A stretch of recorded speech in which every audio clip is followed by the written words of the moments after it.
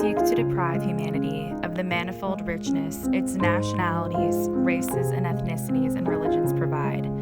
This is a crime against all humankind, its harm being felt not only by the group targeted for destruction, but by all of humanity.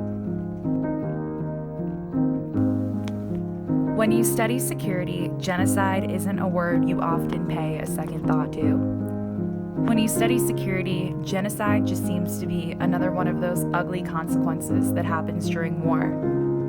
Sometimes it often seems inevitable. Other times it appears to be strategic, for a piece of territory or political survival. As a security student, I have been taught from the very beginning of my academic career to separate abstract moralities from the cold, hard calculations of interest and policy objectives. We are expected to think about political interests like they are mathematical equations, to close the door on our emotions and leave our sympathies behind us. If we bring them with us, even tucked away carefully somewhere in the back of our minds, we risk compromising the overall mission. At least, that's what I've always been told. Before this trip, I did everything I could to study the political history of Bosnia, to try to understand the war through the lens of security and political interest and failed agendas. I tried to understand why the United States stayed out of the conflict for as long as possible. "We don't have a dog in that fight," Secretary of State James Baker infamously said of the Balkans. I tried to justify the lack of authority that the United Nations exerted. That's just how the United Nations is. That's how it's always been, I tried to tell myself. I tried to rationalize.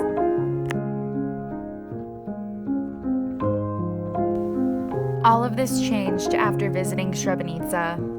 There is no excuse for letting 8,372 people die over the course of 9 days in a declared United Nations safe zone.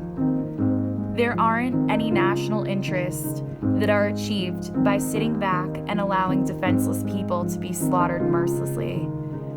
I am no longer able to think about the word genocide in plain calculations of rationalized policy objectives and national interest in overarching strategies. I can no longer think about human lives being represented by just a number. I have smelled their bodies, seen their graves, and heard their stories. I have viewed the things they carried in their pockets as they fled their homes and expected to reach safety, and I've peered into paper bags that still hold their earth-covered blue jeans. For every life that makes up that haunting 4-digit number, 8,372, there is a story that we will never get to hear.